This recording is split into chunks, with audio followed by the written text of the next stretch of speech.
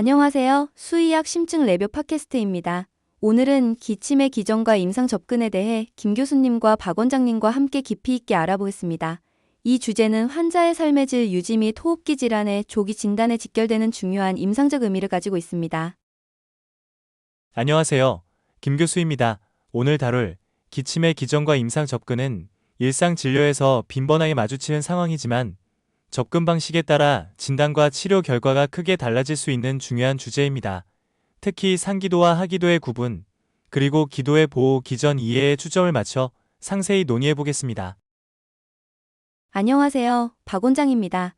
저도 현장에서 다양한 기침 환자를 자주 만나는데 실제 임상에서는 보호자와의 소통 및 환자 개개인의 증상 차이를 반영한 구체적인 접근법이 매우 중요합니다. 오늘 이론과 실제 적용 사이의 간극을 메우는 유용한 논의가 되길 기대합니다. 그럼 먼저 기침의 기본 개념과 임상적 의의부터 살펴보겠습니다. 우선 기침의 정의부터 설명드리겠습니다. 기침은 호흡기 내 이물질이나 유해물질을 제거하기 위한 자연스러운 방어 반사작용입니다. 임상적으로는 기관지 기침과 호두 기침으로 구분되는데, 기관지 기침은 깊은 흡입 후 강한 호기 압력으로 외부 자극을 배출하며, 호두 기침은 깊은 흡입 없이 발생해 상기도 자극을 주로 담당합니다. 임상 핵심 포인트, 기침의 유형에 따라 그 원인과 치료 전략이 달라진다는 점을 항상 염두에 두어야 합니다. 실제 현장에서는 기침의 원인이 단순한 외부 자극뿐만 아니라 염증, 기도 붕괴, 심장질환 또는 내과적 문제 등 다양한 경우에 발생합니다. 예를 들어 강아지에서 흔히 보이는 한킹카프는 기도 붕괴와 밀접하게 관련되어 있습니다. 맞습니다. 기침의 임상 핵심 포인트는 기침의 지속 시간, 성격, 동반 증상 등을 통해 상기도와 하기도의 문제를 구분하는 것입니다. 이를 위해 환자의 병력, 신체 검사, 영상 진단 등 다양한 정보를 종합해야 합니다. 교수님, 이런 상황에서 가장 효과적인 접근법은 무엇이라고 보시나요? 효과적인 접근법은 단계별 평가와 진단 전략에 있습니다. 첫째, 세심한 병력 청취와 증상 기록, 특히 보호자가 촬영한 기침 소리 영상이 큰 도움이 됩니다. 둘째, 신체 검사에서 기침 유발 부위와 성격을 확인하고 필요한 경우 흉부 촬영이나 CT 스캔 등의 영상 진단을 진행합니다. 임상 핵심 포인트, 각 검사 단계에서 얻은 수치와 소견을 꼼꼼히 비교하는 것이 중요합니다. 저는 현장에서 특히 환자의 병력 조사와 목 부위 축진, 흉부 압진 등을 종합하여 기침이 단기, 아급성 또는 만성인지 구분하고 있습니다. 예를 들어 기침의 지속 시간이 3주 미만이면 급성으로 보면 8주 이상이면 만성 기침으로 정의하고 각각에 따른 감별 진단을 진행합니다. 좋은 지적입니다. 추가로 기침을 일으키는 자극원이 상기도인지 하기도인지를 구분하는 것도 핵심입니다.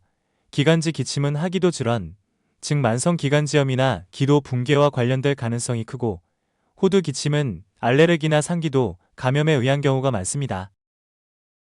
그렇다면 진단적 접근은 어떻게 체계적으로 이루어져야 할까요? 진단 접근은 먼저 전체 병력 청취에 집중해야 합니다.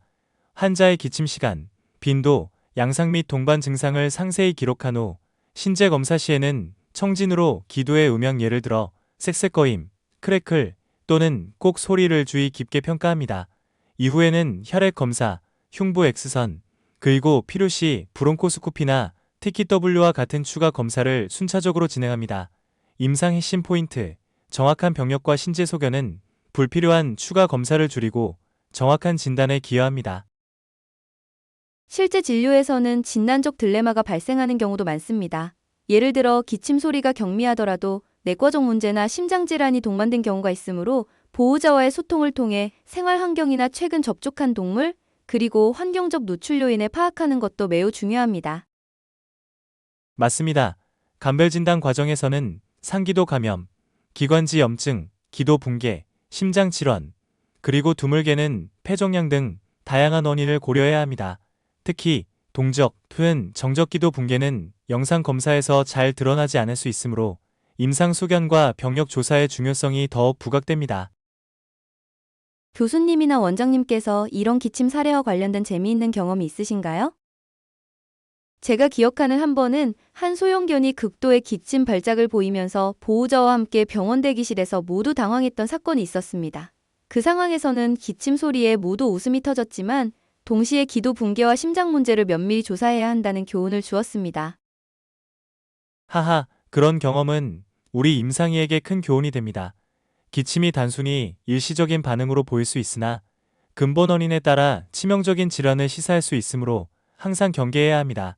이제 치료적 접근에 대해 이야기해 보도록 하죠. 네, 치료적 접근에 대해 좀 더 구체적으로 알아보겠습니다.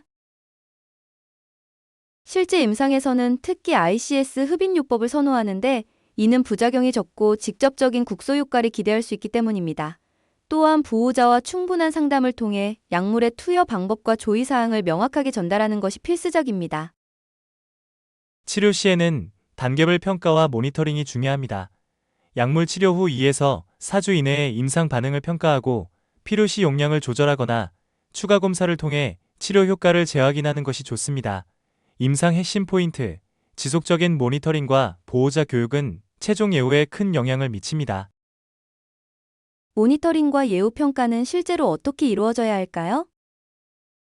모니터링은 주기적인 신체 검사, 흉부 영상, 그리고 보호자 보고를 기반으로 진행됩니다. 기침의 빈도, 중증도, 그리고 호흡 소리의 변화 등을 꼼꼼히 기록하며 이를 토대로 치료의 효과와 예후를 평가합니다. 예후 평가는 객관적인 지표뿐만 아니라 보호자의 체감 만족도도 고려해야 합니다. 또한 현장에서는 보호자와의 소통이 결정적입니다. 효과적인 소통 전략을 통해 보호자에게 치료 계획과 예상되는 경과를 명확히 전달하면 불필요한 불안감을 줄이고 치료 협조도를 높일 수 있습니다. 임상 핵심 포인트로 보호자 교육과 정기 모니터링은 기침 치료의 성공률을 높이는 중요한 요소입니다. 특히 기침이 단순 증상이 아니라 잠재적인 중증 질환의 신호일 수 있음을 강조해야 합니다. 복잡한 사례나 특수 상황에 대해서도 이야기를 나눠보겠습니다. 예를 들어 심장질환과 함께 나타나는 기침의 접근법은 어떠한가요? 복합적인 사례에서는 단일 원인보다는 여러 요인이 복합 작용하는 경우가 많습니다. 예를 들어 소형견에서 기도 붕괴와 함께 MNVD가 동시에 존재할 때는 각각의 원인을 분리하여 치료 전략을 수립해야 합니다.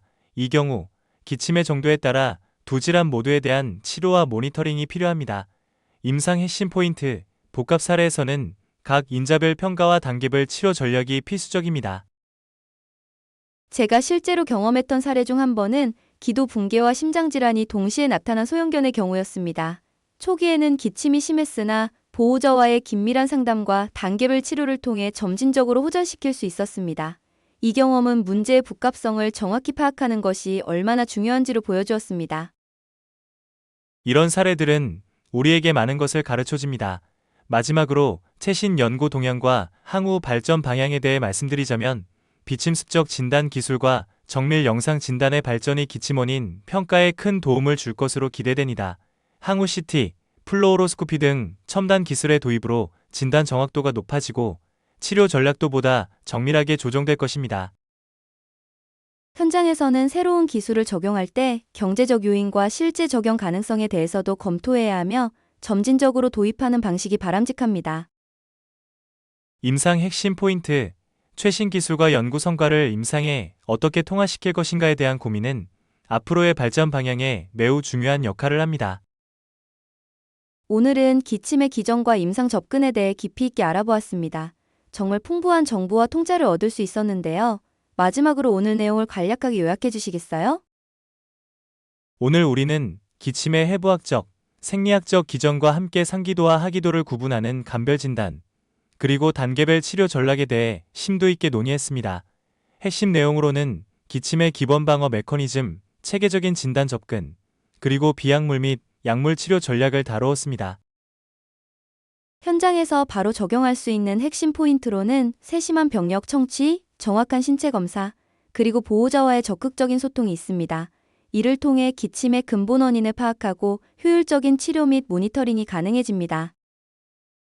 김 교수님, 박 원장님, 오늘 귀한 시간 내주셔서 감사드리며 청취자 여러분도 함께 해주셔서 감사합니다. 다음 시간에는 또 다른 주제로 뵙도록 하겠습니다. 감사합니다.